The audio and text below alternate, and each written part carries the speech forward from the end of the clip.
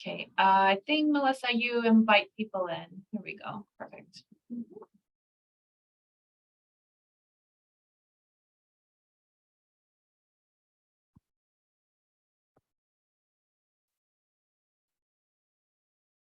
Hi, folks. We'll get started in a minute as folks are filtering into the webinar. So thank you all for being here today.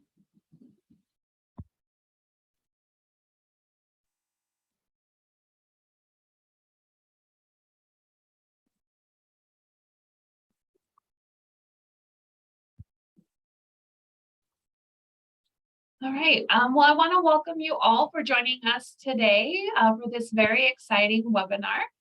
So my name is Liliana Diaz. I'm a policy analyst here at the Western Interstate Commission for Higher Education, WICHE for short.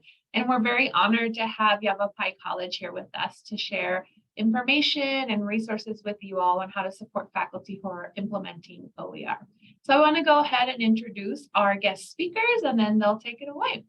So first, I would like to introduce Dr. Sandy Van Loo, and I should have asked for your last name as we were talking, who has been teaching English and literature in higher education for 20 years.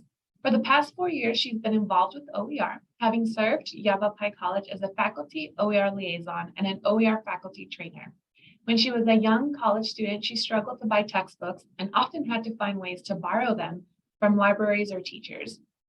Because of this, she is passionate about making sure every student has access to the resources that they need. Thatcher Borman has worked in higher education for over 20 years, where he has been a media developer, copyright liaison, educational technologist, and faculty member.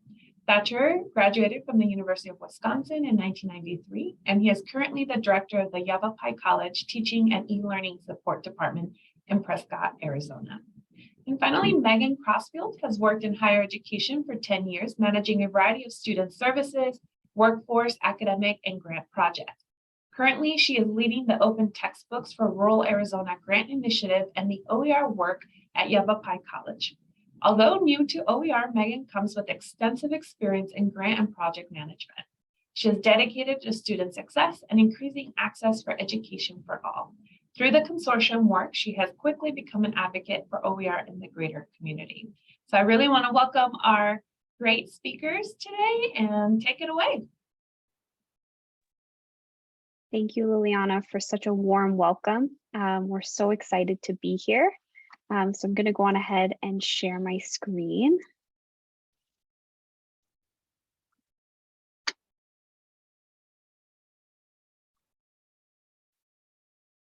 Okay, there it goes. So we're here to talk about wraparound support services that we have developed here at Yavapai College, specifically for faculty implementing OER.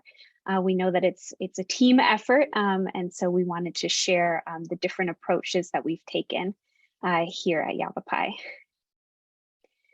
So Liliana did a fantastic job presenting all of us, but with me today I do have Thatcher Borman, who is the director of our teaching and e-learning department, and Dr. Sandy Van Loo, who is the English department chair, as well as an English faculty. So all of us bring a different perspective of what has happened at Yavapai College in regards to OER. And so we're here to share the different strategies and approaches we've taken. So today, we really want to focus on faculty and how faculty and all the different approaches we've offered to support faculty. So we're going to talk about some challenges and give you an opportunity to share your challenges that you've faced at your institution, talk about our foundation and how we've adopted some of these approaches, the impact that has been made and some success stories, and also some strategies to replicate. We really want you to walk away from this webinar with some strategies that you can use potentially at your institution. So what we're going to do first is a little activity. I'm going to pass it off to Sandy, who is going to prompt you to explore this question. And we're going to use a Jamboard. So I'm going to go ahead and stop sharing the PowerPoint and pull up the Jamboard, and I'll drop the link in the chat as well, and give you an opportunity to be able to share your own challenges or your own experiences so far. So let me go on ahead and we will pull up the Jamboard, and I'll get the link in the chat as well.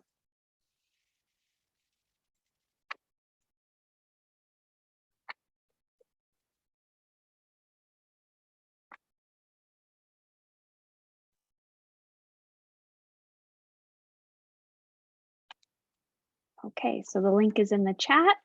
And so you should be able to join and start using the sticky note to add your own responses. And then I'll pass it off to Sandy. Someone's saying it's set as view only. Make sure the settings are correct. Editor. Okay, it should, I'll put the link in the chat again, but it should be working now. Thank you.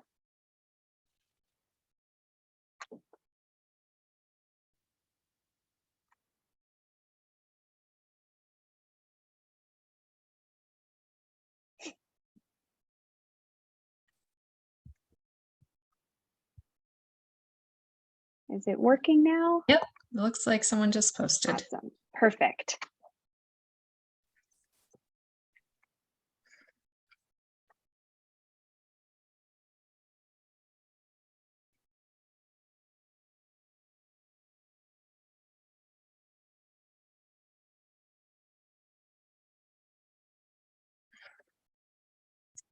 Okay, I will get started. I see a lot of lack of time, and I completely understand that one for sure.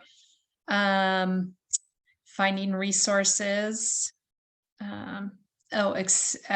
Accessibility. Yes, that's an issue we've dealt with. The funding or the financing of it, or the compensation is definitely an issue across the board.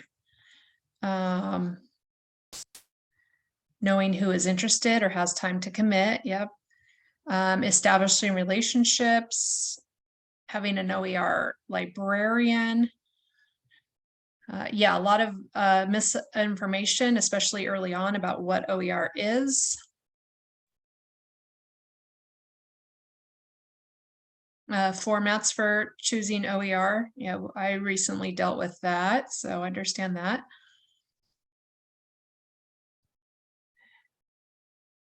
Yeah, I like looking at OER as a straight replacement for textbook rather than jumping off point for a new interactive text of the future. Good. All right.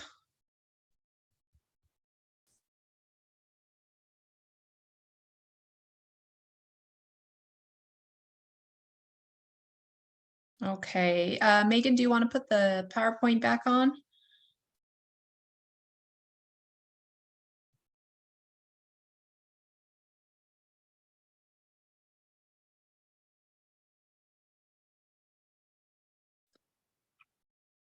Okay, so challenges to adopting OER, and I think I saw all of these. So first is knowledge and motivation. When I first, when we had a new administration come in, and they were very pro OER.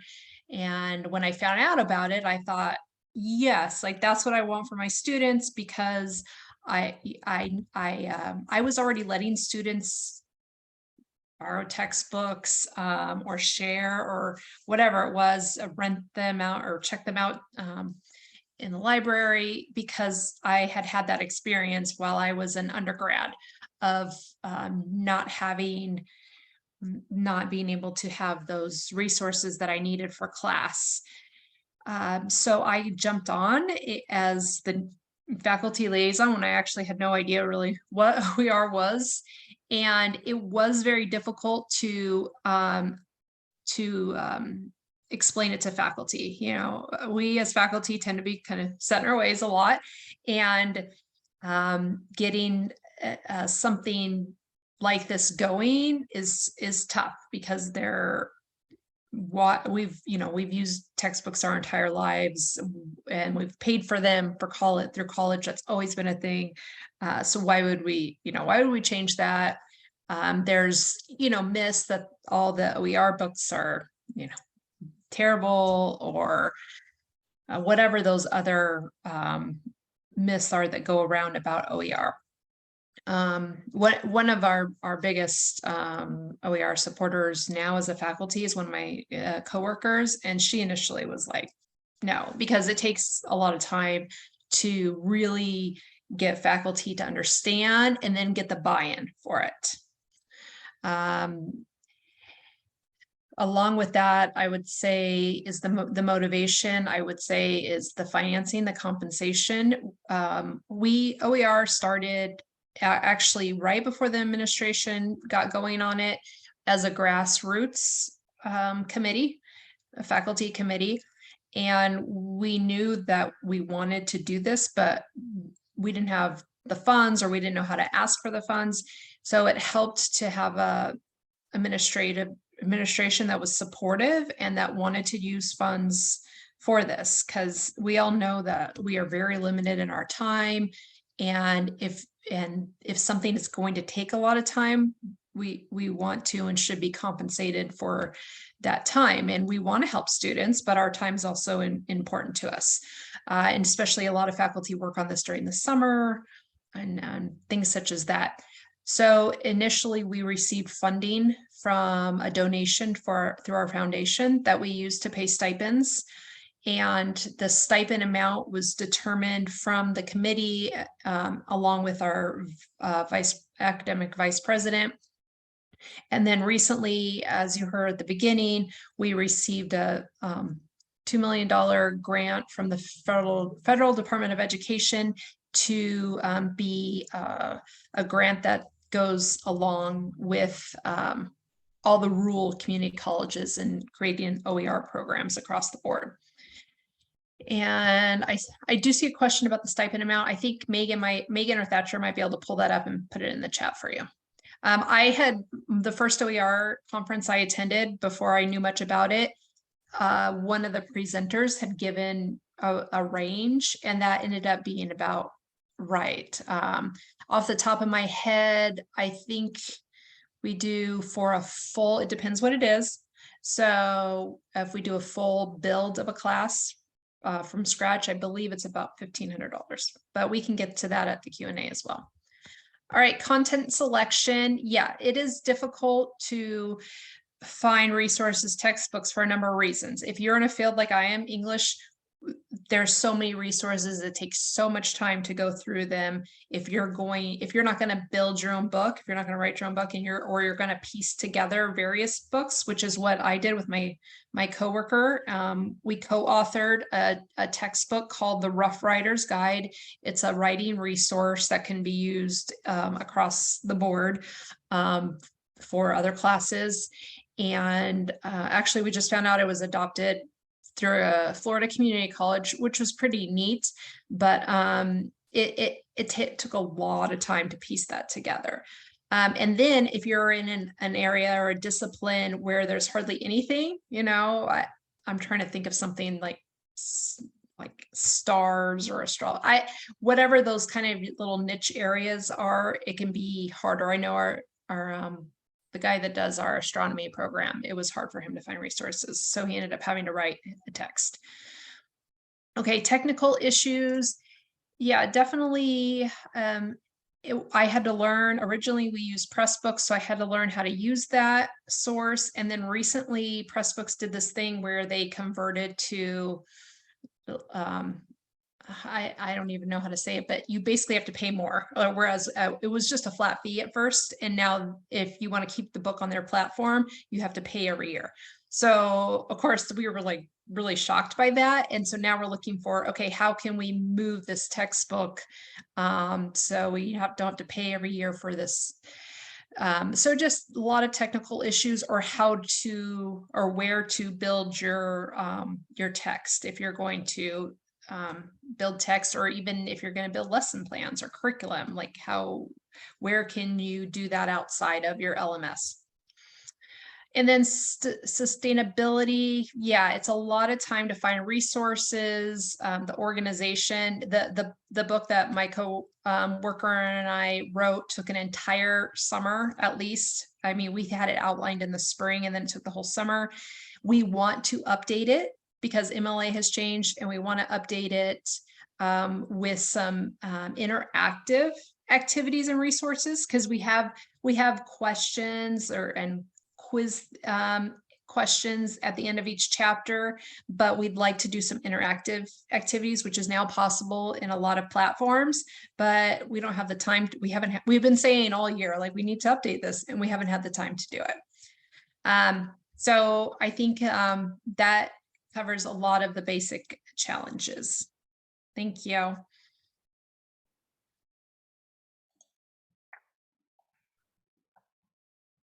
Okay. Hi, everybody. So again, my name is Thatcher Borman. I lead the TELS department here, and I'm going to be talking about the wraparound services and a little bit of the history about OER at Yavapai College. So Yavapai College has actually been interested, or the faculty, I should say, has been interested in OER for over 10 years. And our department's been promoting it and talking about it, but it hadn't taken off until the new administration came in and really made it a priority in 2020 and even in 2019. They were talking a lot about it, so we were ramping it up. And that just helps tremendously, right? For all the reasons that Sandy has pointed to, funding and just as making it a college priority. That's when it really takes off and scales up. So in addition to funding for the stipends, the OER committee, which includes faculty, staff, and administration, the committee was key to creating the policy. So the policy is basically the rules around it. It's not a long policy. It's pretty brief, but it sets the basic parameters, the great guidance for us. I think you need that to frame the context for how to go about this. And one of the keys is this course coding structure. And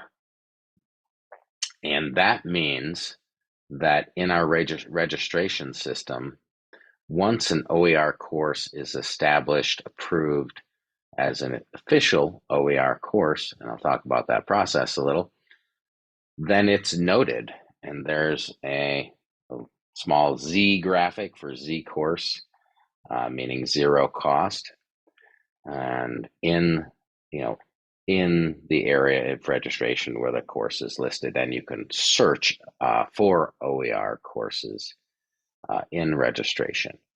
And that was an incentive, knowing that students may prefer to take those courses with zero cost textbooks. Also, something that needed discussion with faculty. Is that fair, right? And so there's a long and lively discussion about that. Part of where we landed on that is that there's also low cost classes, and that is also marked in registration. And that means we established a low cost threshold of $50 or less. So there's another tier, but OER is its own mark, kind of brand in registration. The faculty training is a Canvas course. That's what we have that's what our LMS is. And we built that course as a training, which is absolutely essential. Sandy was the first faculty liaison, and she got to teach that course, which I helped create and build using other OER training courses. So it was a great time for me to dive really deep into OER, as well as learn how to use OER to build my own OER course. And I use, various OER courses, mostly which I found in the Canvas Commons. So we created our OER specific to our YC rules and policies, and including support resources. And that is offered to both builders of OER courses, as well as it's required for anybody who teaches an OER course, and again, an official OER course, to take that training. So we thought that was really foundational to our success, and that's been really played out to be true. And then the stipend scale. Now I can load up the stipend document in a minute. I have that. Basically, there's 3 tiers, and those, there we go. Thank you very much. Those tiers are based on sort of the difficulty or work involved with creating an OER course, the estimated work involved. And I should, well, I'm gonna link that in a minute. Do you want to go to the next slide? Thank you. Awesome. So I talked about the administrative support. That's key. It was launched as an effort by the Vice President, Dr. Ryan, in the spring convocation of that great year, 2020. And so it was announced at the convocation, and then subsequent messages, the website, and so forth were unveiled, and that spring was the first run of the OER training course. So administrative support is key. The training, right? The training is I've learned a lot through the training, both my own education and OER, and doing it. I want to say that we've made probably 2 fairly significant revisions, improvements to the course in the 3 years that it's run. I think we've had 15 cohorts. We do run it as a cohort, right? So it's a self-guided online course that is, we estimate, takes about 10 hours to complete. And all faculty who do that get a $200 stipend for taking the course. It can be a fair amount of work, actually. We ask people, the faculty, to create OER, small lesson, adapt and adopt, and talk about open pedagogy as well, which is, of course, the next step of OER is using open pedagogy. And I would say this is a challenging piece because it's essential, because we have an approval process, that people are trained so that they create the best course they can before instructional designers go in and approve it and look at the OER content as well as the course design. And of course, the better people are trained on the front end, the better those courses are going to turn out, and the fewer corrections that are going to be necessary on the final side of it. So yeah, so instructional designers, right? The other part of the process then, after completing the training course, they go forth and build the courses, and they have been approved, right? They apply actually to be in the program. Then the administration, circling back, the administration approves the stipend to build the course, and then they go forth and build it. And we may be, or may or may not be involved as instructional designers in really working directly on building the course. We're available, but sometimes when the course is done, the faculty will say, okay, it's ready. And then they'll send it to us, and we'll go forth and work through the approval process, which does include basically 2 pieces. Is the OER content actually OER?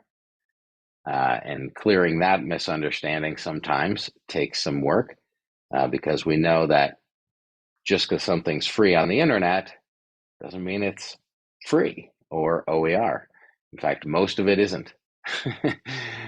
Finding OER content, I would say, is the #1 challenge of executing, creating OER courses. Is if the content's not out there, then the faculty has a burden of creating it, and so that's a challenge. But we go through the process of affirming that it's OER, and then we really wanted to make sure that the courses that are created are quality courses. So we also run our Quality Matters standards, our YC Quality Matters quality standards for course design on the course as well. So it's an OER course and it's a quality online course. And then there's another aspect, is OER librarians. Now we have 2 people who were already librarians in our wonderful, amazing library that were designated as, yes, you are now the OER librarians. They were happy to do so and created an amazing LibGuide, or LibGuide, as it were, which is an area just on a public area of our online library site that specifically aggregates and curates OER materials for all kinds of all the disciplines we have. So the librarians are key, and great news, they're just opened up a new position for a dedicated OER librarian. So we're dedicating even more resources to content curation and resourcing OER.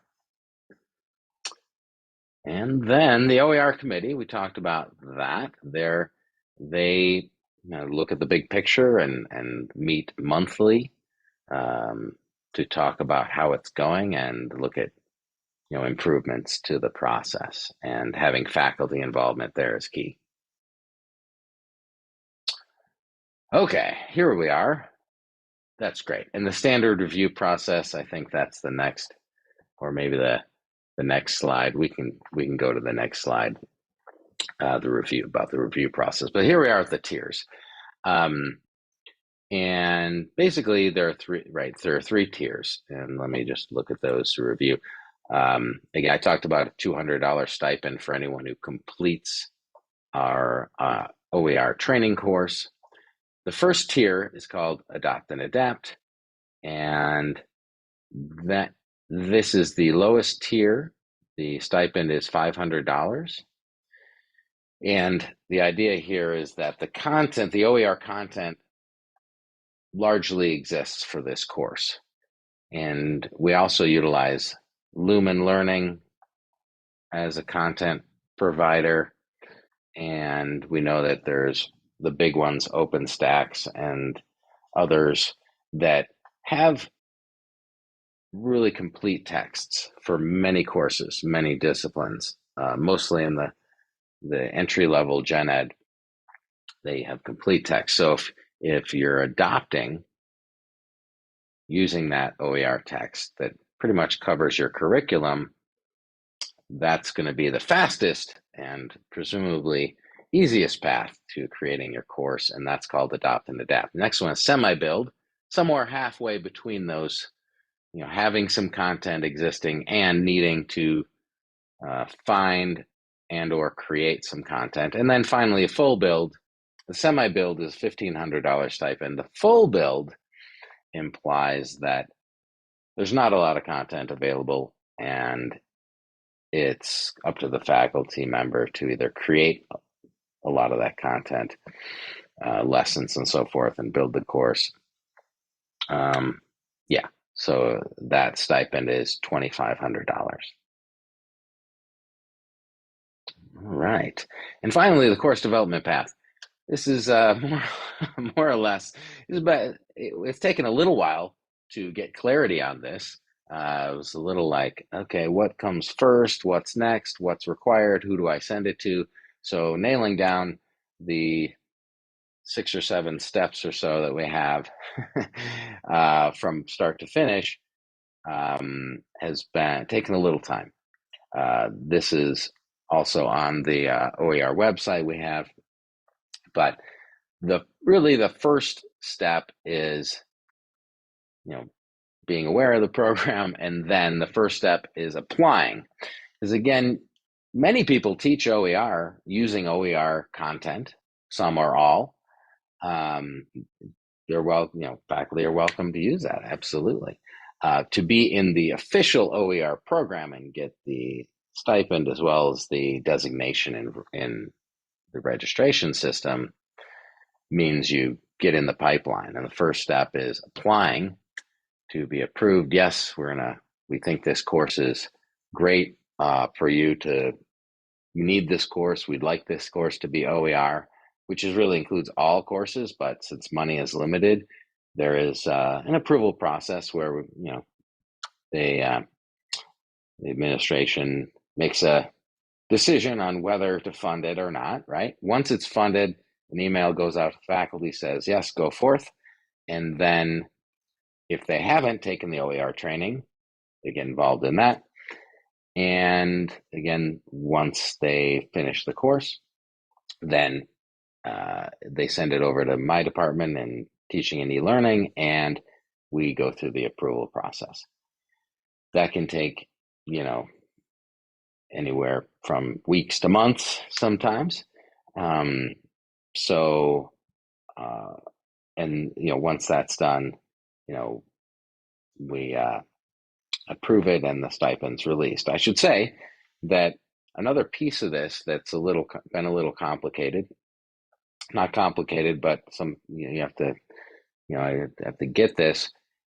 Of course, registration for fall, for example, the fall registration is open in April. So at that moment, we have to know, because we want to designate in registration, which are the OER courses. So once a faculty member is approved to do the course, to build it, then we have to know before registration, before the registration opens up, their intent to teach it in that following semester, so we can mark it. So we make the assumption that it's going to be done by the time it runs in the following semester. So the course may not even be created yet before it's marked as, yes, it will be created by the time it's run. And so that's there's quite a bit of lead time to really make this work, right? So again, once the course is approved, we celebrate, and the course is stipends released, and then the course is shared, right? So the final step is we've created an OER, the faculty's created an OER course, and now that course, of course, to scale it up, we want it to be available to any other faculty to teach it, so we can scale OER and make the best benefit for students. So we've had different ways of sharing. We've landed on, we are now going to make sure those courses are in the OER Commons Hub we've created for maximum shareability.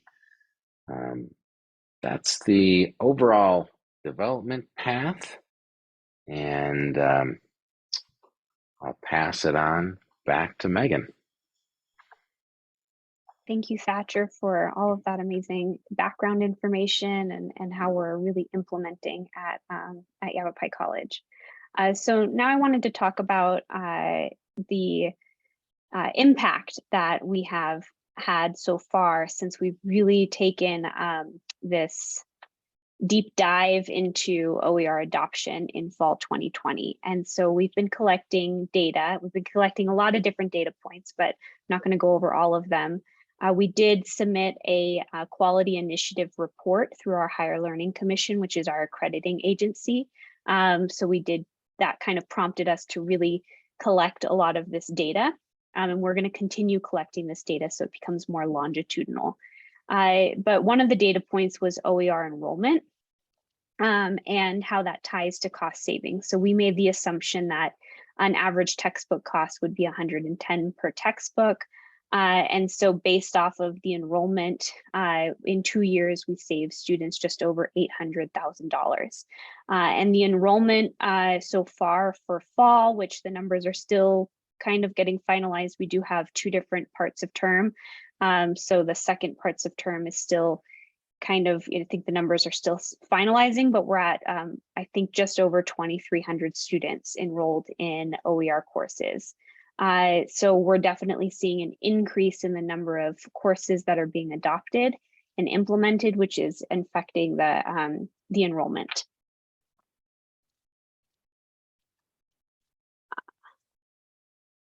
So the next data point that I wanted to talk about, which we thought was really interesting, was we looked at the next semester credits. So we looked at students enrolled in 2 or more OER courses, and we compared those to students enrolled in 2 or more non-OER courses. And we looked at how many credits did they take the following semester. And students enrolled in OER courses on average took 2.5 more credits the following semester. And so our assumption is that students are reinvesting the money that they're saving on textbooks in their education.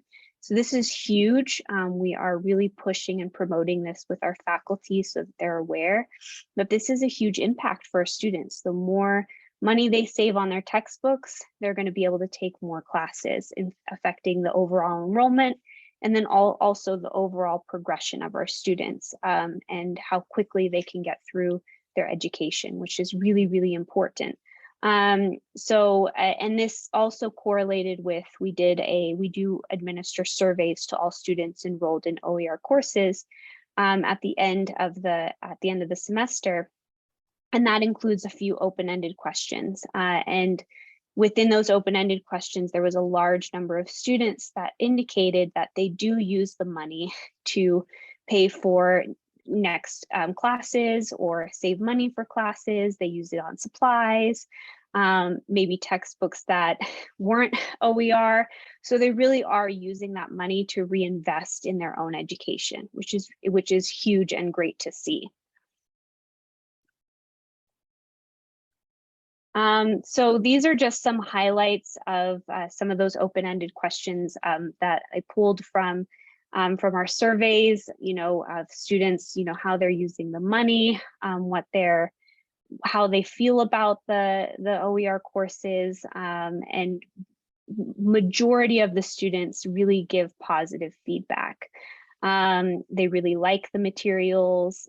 They like that we have an option where all of the OER is online, embedded into Canvas shells or other platforms, such as OpenStax, depending on the textbook that they're using, or Pressbooks. But we do give the option for them to print if they wanted to print those materials. And so there's a student that says, even though it's still a little bit of money, like $15, $20 to print the textbook, but so they're saving money, and then they also don't have to worry about damaging, or they can write all over it, highlight it. So they really liked that, which I thought was interesting, because then they don't have to worry about reselling their textbook because it's theirs, and it was at a much less cost. And then other students appreciate not having a textbook because they can just get access to all of their materials through their computer or their phone. So it's really easy to access. Students expressed that they saved money and they were able to pay for groceries. Students said that they were able to pay for car repairs or gas. I mean, it was amazing the things that students were saying, how this really has impacted their lives. Students now that they learn about OER, they tend to search for those classes. So we do see an increase in enrollment in certain sections that are OER, because students are looking for those classes now. They really are paying attention to it. So we're looking at how are we going to increase student awareness so that more students are searching for those classes. So it's really great to see the positive impact that this program has made so far, and really impacting the students positively. So this has been mentioned a couple times, but one of the major impacts that we've seen from Yavapai's success with OER is that we were able to apply for an open textbook pilot grant through the Department of Education. So we have our Open Textbooks for Rural Arizona grant. We focused on rural Arizona colleges, which there are 8 out of the 10 colleges are considered rural in Arizona, because it is the majority of the state is in rural counties. And it's a different approach that you have to take. A lot of our colleges are smaller. We have less staff, less resources. And so being able to form a consortium allows us to really leverage our resources and collaborate together.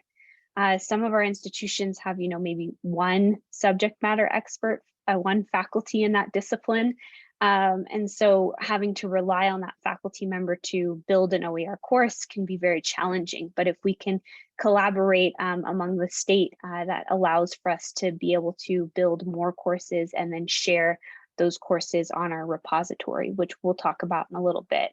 And so that was one of the positive impacts that has been made by Yavapai's success, is that we were able to apply for this grant. We received the grant, and we just received additional funding. So now it is a $2 million grant, which is really exciting. And we're able to serve all of the rural counties in Arizona. One of the other reasons we really wanted to focus on rural counties is that there is an educational attainment gap between rural Arizona and the metropolitan areas. I think it's 21% of students individuals over the age of 25 in rural Arizona have a bachelor's degree, compared to like 33% in metropolitan Arizona or the United States. So there is definitely an educational attainment gap. And so we really wanted to focus on these counties and being able to support those students. So next I'll pass it off to Thatcher to talk about some strategies. Okay, if you want to do this at your college, do all the things that we've talked about, but definitely do these things. Get administration on board and supporting from the top. And the OER committee, that helps organize, forms a central place to make some decisions and, aggregate all your information, and includes faculty, right? Faculty have to be a part of this decision-making going forward. Coding the OER courses, we talked a little bit about how that goes. There's different ways to do that. If you look at different places, different systems like the Maricopa system, who's a great leader in OER, they have a little bit different system of finding and marking OER in their system. And I think it's really helpful that we've got an actual graphic in our system, and promotion of it in the marketing aspect is something we're still building on, like Megan suggested. But I think this is key to differentiate OER courses in a public-facing way. The faculty training, essential. Otherwise, there's going to be a lot of confusion, and there still is confusion, because though OER, in one sense, is very simple, it's either openly licensed or not. If it's openly licensed, it's OER. And there's just some gray area, quite a bit. Especially, I would say, pay attention to licensing. Learn about Creative Commons licensing, which is the most common way of creating open content officially, right? Actually licensing it. Because although that's a great thing, wonderful open culture it's really helped foster, there are some licenses are better than others. So understanding that is really key, and how they mix together if you're remixing content. Very important. So learn all you can about that. And finally, I think Sandy, thank you for sharing our OER faculty-facing website, which has all the OER program information and resources that we have so far. And so all these things are a great way to go. And I'm sure there's many, many more things that are going to improve OER implementation at higher ed as we continue to learn.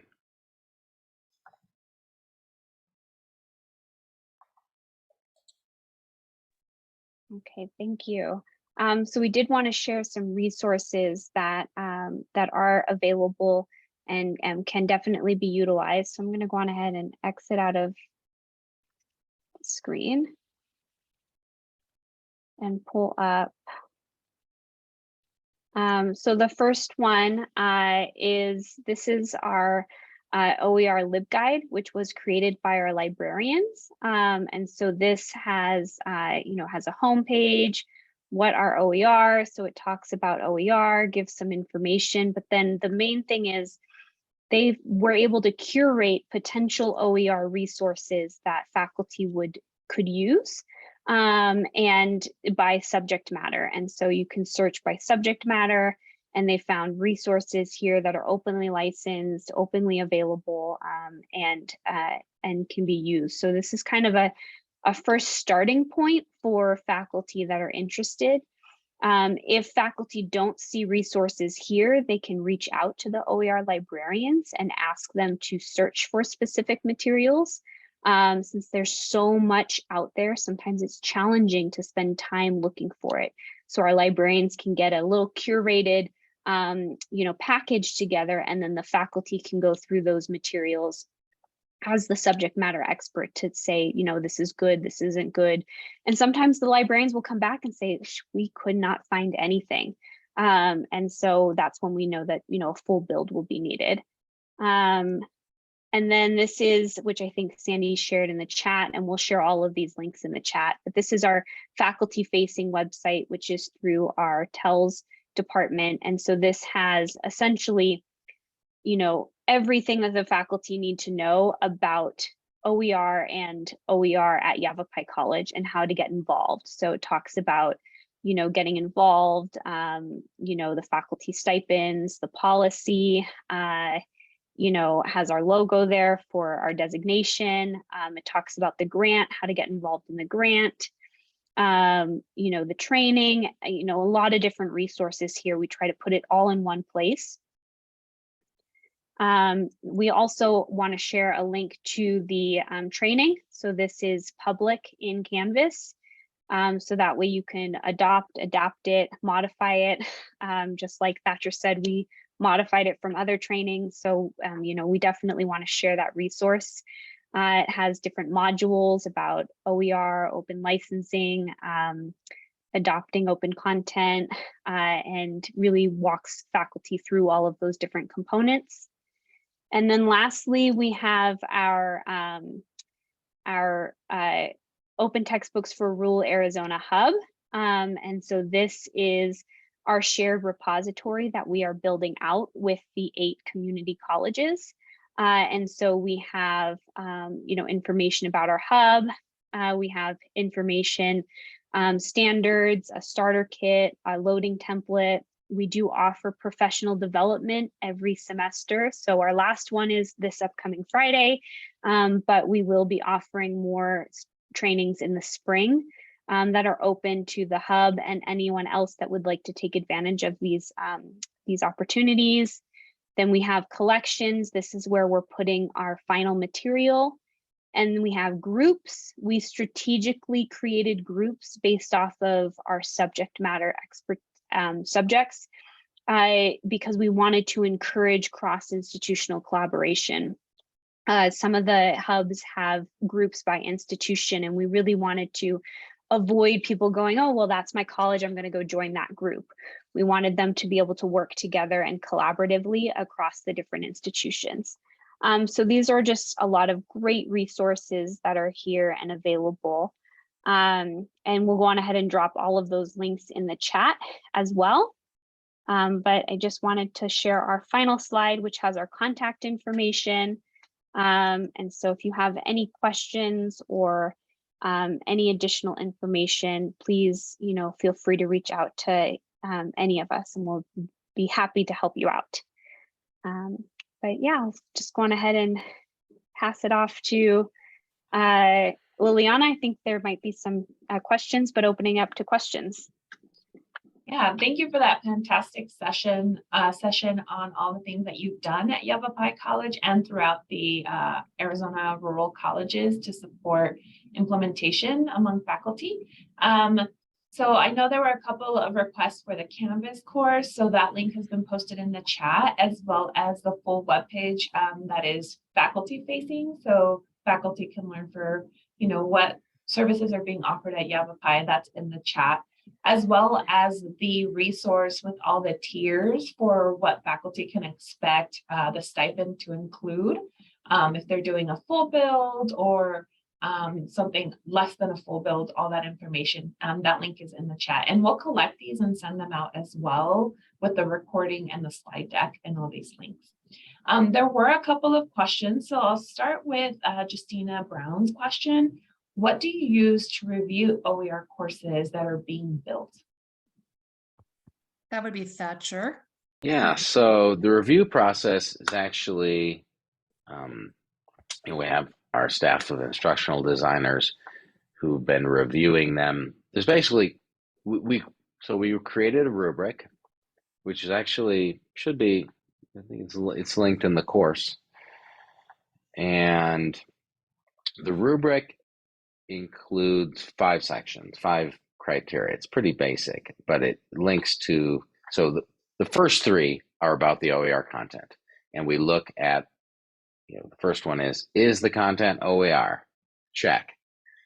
And then the second one is, are there proper attributes?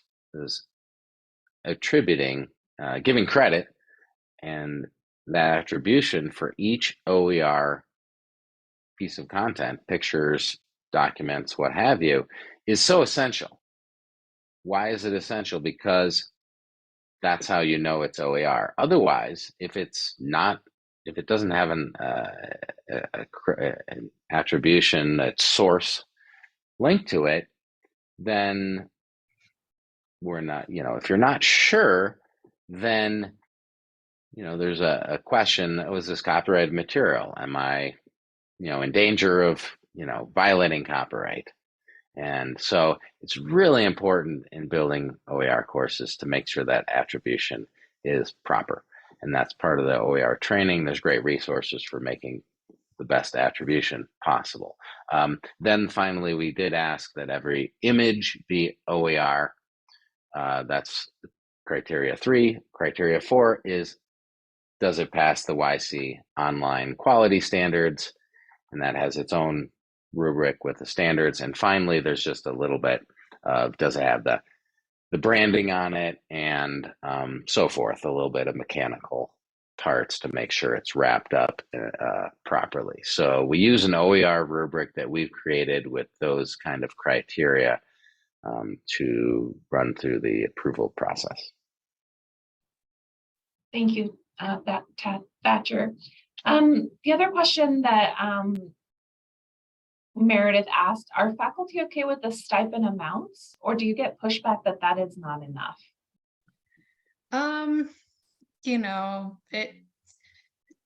In academics, it's usually never enough, but I think the levels that they are at has really helped faculty move forward with it. Once we kind of created those amounts, so many people jumped on board. I think because if we're gonna create something eventually, or we're gonna redo a class, why not get paid to do it and to help the students? As we've seen the impact on students, we've been more motivated. So I would say not so much pushback on the pay. I think it's a lot more than a lot of colleges pay. I will say there was another question that kind of relates about the low cost marketing. I'll be honest, it's kind of been a contentious issue at our college because the icon that we use says, says OER. Our students don't know what that is. They have, all they want to know is that they don't have to pay anything for their textbooks. So eventually we hope to move to, ways to let the students know that the class does not cost anything to them, whether that's because it's OER or because it's free, because somehow the instructor is making it free to students. We've just found we had to do it that way for a couple of years because we were it was part of a study. However, I think in the future it'll move towards either two different icons or more generalized icon. Because like I said, the students, even to this day, even if they've taken a couple OER courses, when they take their surveys, sometimes they still don't know what that is. All they care about is that it doesn't cost them anything. So yeah, so I would say that is an ongoing discussion.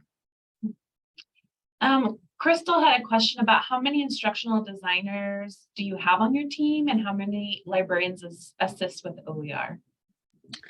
Actually, just put that in the chat. We have 3 full-time instructional designers on staff, and there's 2 designated OER librarians that were already on staff, that sort of additional duties that they've really taken on beautifully. And like I mentioned, we're hiring a new full-time dedicated OER librarian. So the college is really putting resources into this. Megan, maybe this is a question for you from Kelsey. Did students enrolled in OER sections enroll in more units in the same semester? Do you have any of that data that might suggest that? We don't have that data on hand, but I mean, that is data that we could run just because we can look at what students, if they enrolled in OER and how much were their total loads. But we didn't run that data initially. Perfect. Sandy, you answered a question in the Q&A that if an instructor does a full build and they then contribute the instructional material out to others under a shareable license, you talked about how some faculty maybe are hesitant because of that and how you only offer then in that situation to only open, that course to just Yavapai. Can you speak a little bit more to that dynamic? Yeah, Thatcher might know a little more, but the compromise was because originally they wanted it shared in commons with everybody. So the compromise became you have to at least share it within the YC community with other faculty. Some faculty, even if they have a strong license, they're very hesitant to share their classes with others. I understand that, but at the same time, like some of our instructors have absolutely amazing courses that I would love to use, and they won't let me. And so it's just, I think it helps us. And that's the whole point of OER, is that we build this community of resources to help our students. Yeah, it's an ongoing conversation. Last week was the Open Ed conference, a big conference all about this. And I mean, there's definitely many sides and many stoppers for faculty. They may find that it's that they don't want to share their teaching. They've created this teaching, I own it. It may be that. It may be, I was talking to a faculty member who's all about lowering cost, but they also see the expanded competition in education as an issue. Like, why am I going to share my content to the world, my whole class, when my competing institution is going to take that and use it? There's another argument, right? And there's lots and lots of, it's a great conversation. And yeah, Sandy's right. I mean, sharing it, we made that compromise. We said, okay, if sharing is a barrier, then let's just make sure we're going to share it within our college. And some have limited it to that, and some are sharing it more widely to the world through our grant and just generally. So yeah, there's a lot of things to talk about with this. for sure. Well, I know that there were some great questions that just came in through the chat, but unfortunately we're at time. But I really do want to thank our speakers today for sharing their knowledge and what they've done at Yavapai and throughout Arizona's community colleges in the state. And thank you all that attended to this webinar. And if you have questions, please reach out to me and then I can forward them to our speakers, and be on the lookout for the recording and all the resources that were provided. Thank you so much and have a great afternoon or morning, Thank you. depending where you are. Thank you.